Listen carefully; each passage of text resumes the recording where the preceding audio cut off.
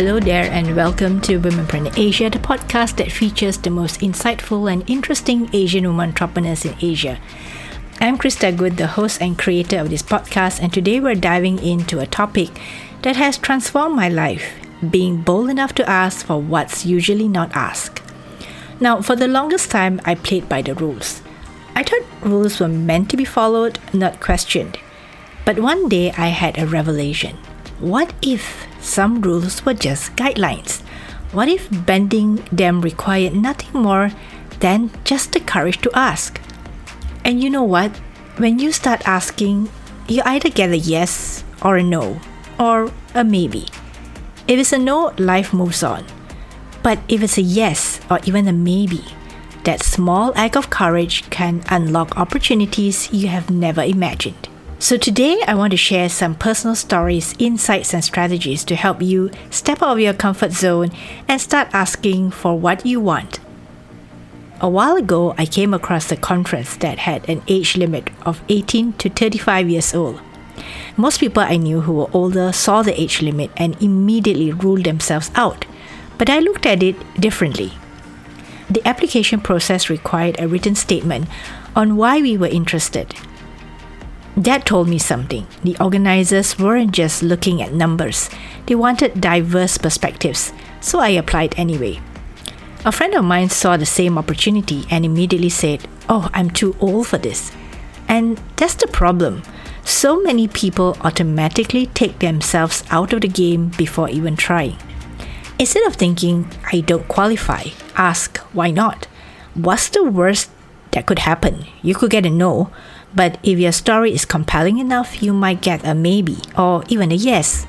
This shift in mindset has changed the way I live my life. If I see an opportunity that excites me, I find a way to be part of it, even if I don't check every single box.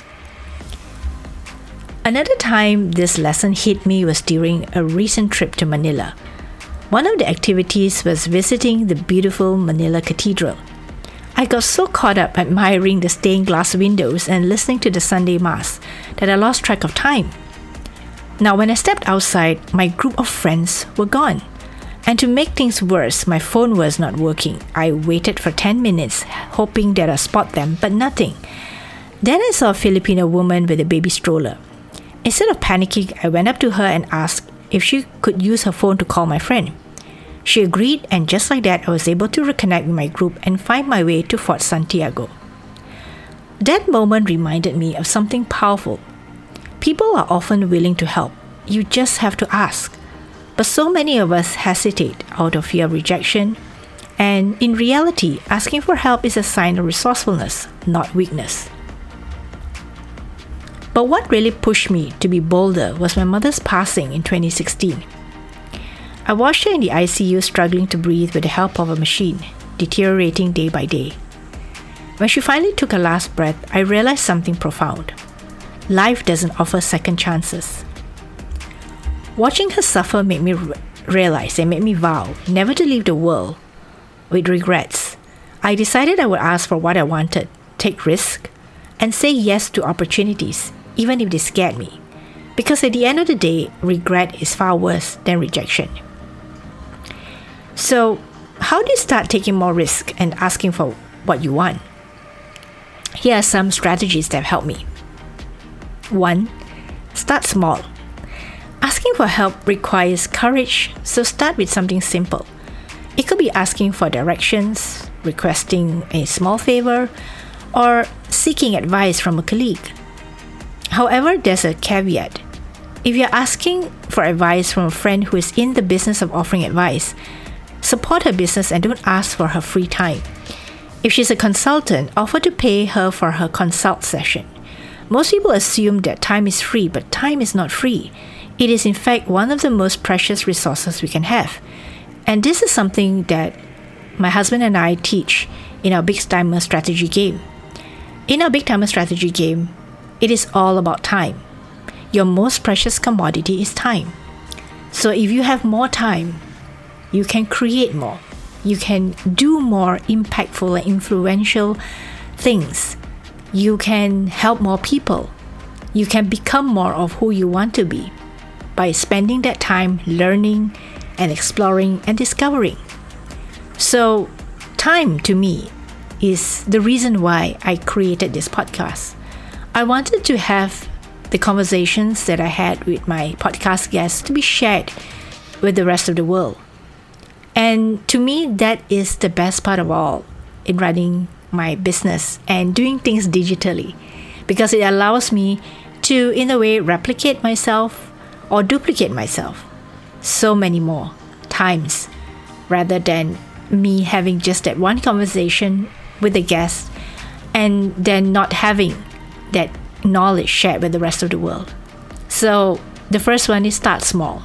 Just start with baby steps and see where that leads you. 2. Adopt a why not mindset. Now, instead of saying, I don't qualify or I don't think I can, ask, why not? It shifts your thinking and opens up possibilities. If you never try, you'll never know. If you try and don't get in or don't get the job or don't get the project, find out why. Most people will not want to find out why they failed. Learning from one's failures is the key to progressing in life. It may be unpleasant to hear criticism or feedback, but that's what sets leaders apart from followers. And having a why not mindset allows you to be more optimistic about opportunities that come your way. 3. Seize opportunities when you see them. Whether it's applying for a job, attending an event, starting your business, or reaching out to someone new, don't make excuses, just go for it. The longer you think about it, the worse the procrastination gets. So here's a little strategy that I use. Every time I meet someone interesting, online or offline, I would definitely request for a second meeting. So the second meeting could be online via Google Meet or Zoom, or the second meeting could be a face-to-face event, whereby it could be a lunch or dinner. But in that conversation, you'll be surprised at the fantastic things you can find out about your newfound contact. Now, opportunities are just like that. A lot of people ask me, how is it that I am such a super connector? And I never realized I was a super connector until friends pointed it out to me. But here's the thing. It's not about being a super connector. It's about the ability to follow up. How many times have you received a business card at a business event and promptly forgot about it? How many times have you emailed the person? How many times have you checked out their LinkedIn profile? How many times have you really took the effort to follow up and got on a call with that person just to find out more about them with no other expectations? So following up is really the key. A lot of people don't follow up, and a lot of people don't even make that effort at all. So if you want to be memorable and have people recognize you for what you do and who you are, perhaps the first step is just to make that first contact. I know sometimes it could be hard, sometimes it could be difficult, and sometimes you don't even feel like it. But I guess in the world that we live in today, following up shows you care, and following up shows that you really care to make more out of the relationship, and that could blossom into something even more fantastic that you could ever imagine. 4. Practice what if thinking. What if you got the job? What if you landed the dream guest for your podcast? What if your boss recognized your work? What if you got the project? What if you got the client? What if you got selected? Now, thinking in terms of possibilities helps you take action. It gives you optimism. It gives you a burst of energy.